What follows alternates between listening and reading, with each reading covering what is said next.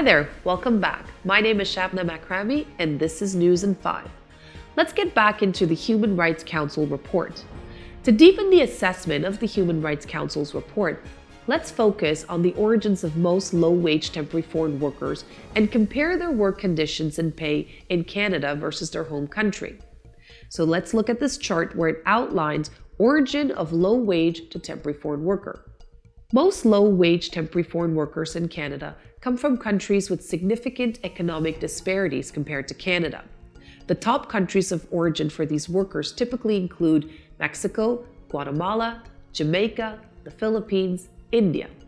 These countries have been the primary sources of temporary foreign worker in sectors like agricultural, hospitality, and construction.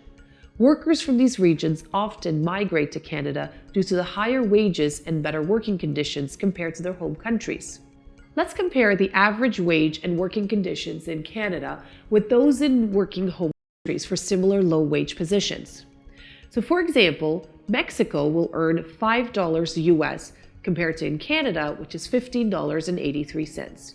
In Guatemala, it's $3 American versus in Canada, it's $15 Canadian.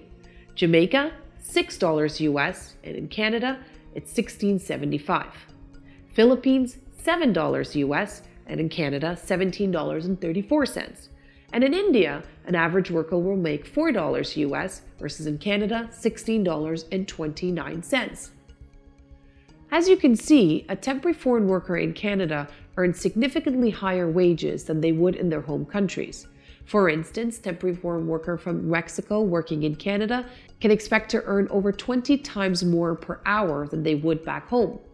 This wage differential is a primary motivation for migration and reflects the economic opportunities available for the temporary foreign worker program. In their home countries, many of these workers face informal or precarious employment with little to no labor protections. Work environment can be unsafe with limited access to healthcare and other social services. By contrast, in Canada, temporary foreign workers are entitled to the same labor protections as Canadian workers. This includes safety regulations, fair working hours, and access to healthcare, all which are strictly enforced. The broader implications. The stark contrast in wages and working conditions between Canada and the worker's home country underscores why the temporary foreign worker program is attractive to these workers. However, it also highlights the importance of maintaining fair practices within the program. If Canada were to significantly raise wages for these low-skilled jobs, it could disrupt this balance, potentially leading to inflation in sectors like agriculture, where Canadian consumers would have to pay higher prices for goods. This highlights the delicate balance policymakers must maintain between fair wages for temporary foreign workers and economic stability. What some may perceive as slave labor in Canada's temporary foreign worker program is a misconception. The program is far from exploitative and raises wages for temporary foreign worker could have significant negative consequences for both the workers and the Canadian economy. Firstly, if wages for temporary foreign workers are increased, employers may become less inclined to go through the extensive process of hiring foreign workers. This could result in loss of valuable opportunities for those workers, many for whom come from countries where employment conditions are less favorable than in Canada. The chance to work in Canada, even at the current wage levels, often represents a substantial improvement in their quality of life and working conditions compared to what they would face back home. Second, increasing wages for temporary foreign worker would naturally lead to higher prices for goods and services in Canada.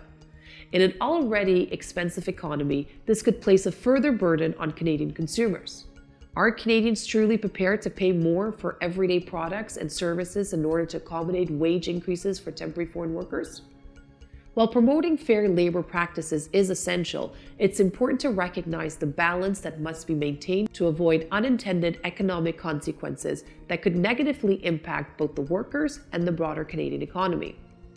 The narrative of slave labor doesn't take into account that real benefits that the temporary foreign worker program provides to workers from countries with far less favorable conditions. The program offers them an opportunity to earn a decent wage, experience better working conditions, and support their families, often in ways that wouldn't be possible in their home countries. Therefore, the focus should be on ensuring fair treatment and reasonable compensation within the current framework, rather than making changes that would harm both the workers and the Canadian economy. So there you have it. That's my take. This is News in 5. My name is Shabna Makrami, and until next time.